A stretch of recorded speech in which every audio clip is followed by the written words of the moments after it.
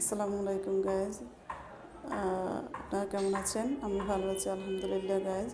আজকে আমি আপনাদেরকে দেখাবো পুঁই শাক দিয়ে আলু দিয়ে কীভাবে রান্না করা হয় শর্টকাটে। প্রথমে আমি তেল গরম করে পেঁয়াজ কুচি দিয়ে দিয়েছি। এখন এটাকে ভালো করে নেড়ে ছেড়ে নিচ্ছি। এখন সাথে দিয়ে দিব 1 টেবিল চামচ রসুন বাটা। আমি দিয়ে দিচ্ছি এখন 1 টেবিল চামচ রসুন বাটা। রসুন বাটাটা দিয়ে দিয়েছি, দিয়ে এটাকে আবার নেড়ে ছেড়ে নিচ্ছি।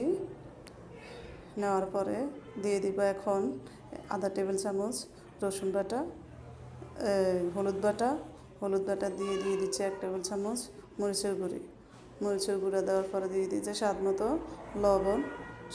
লবণ দেওয়ার পরে আমি এটাকে ভালো করে নেড়ে ছেড়ে নিয়েছি গাইজ।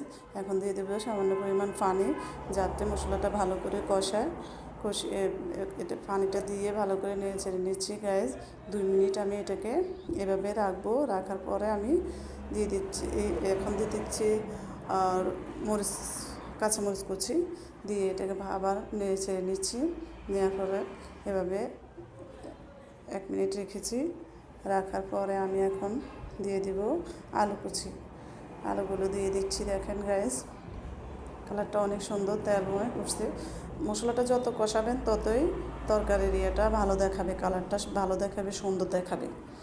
দেখেন গাইজ, অনেক সুন্দর দেখাচ্ছে আমার তরকারির কালারটা কষানোর মাধ্যমে। এখন দিয়ে দিচ্ছি পানি, এটা ঠান্ডা পানি দিলাম। দিয়ে এখন আমি ঢেকে রাখবো। এটাকে ঢেকে রাখার 5-6 মিনিট পরে গাইজ আমি এটা আবার ঢাকনাটা উঠিয়ে দেখবো যে আমার কী হয়েছে। দেখেন গাইজ, 5-6 মিনিট পরে তরকারিটা উতরানোর পরে ফুটিয়ে গেছে দেখতেছি। দেখেন গাইজ, হয়ে আসছে, আস্তে আস্তে হইতেছে যে গাইজ। দেখেন হয়ে গেছে কষানো। এখন আমি দিয়ে দেব পুঁই শাক। আমি এটা সুন্দর করে ধুয়ে পরিষ্কার করে রাখছি। এখন সেটা আস্তে আস্তে দিয়ে দিচ্ছি গাইজ আলুর সাথে। দিয়ে আমি এটা এখন নেড়ে ছেড়ে নিব। নেওয়ার পরে এই যে আমি নেড়ে ছেড়ে নিচ্ছি গাইজ। দেখেন, আপনারাও এইভাবে নেড়ে ছেড়ে নেবেন। দেখেন গাইজ, আমার পুঁই শাক রান্না প্রায় হয়ে আসতেছে। এখন আমি এটাকে ঢেকে রাখবো। ঢাকার 2-3 মিনিট পরে দেখেন আবার আসবো, দেখি। এই যে পাতা দিলে পরে আর বেশিক্ষণ লাগে না, আমার হয়ে যায়। তো গাইজ, আপনারাও আমার মতো করে রান্না করে দেখবেন কেমন হয় গাইজ। আমি আসলে ভালো পারি কিনা আপনারা আমাকে জানাবেন যে এটা সুন্দর হয়েছে কিনা গাইজ।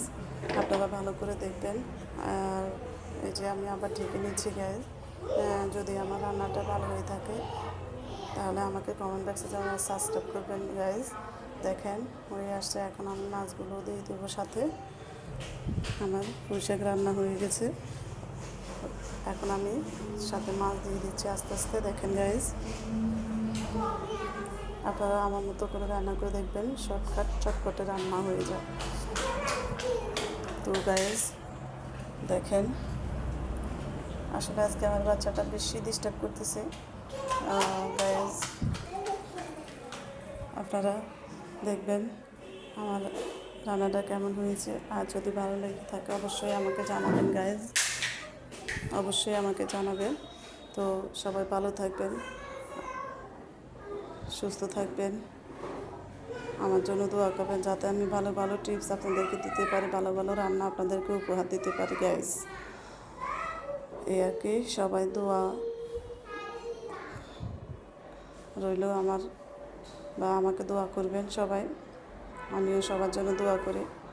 ভালো থাকবেন। আল্লাহ হাফেজ।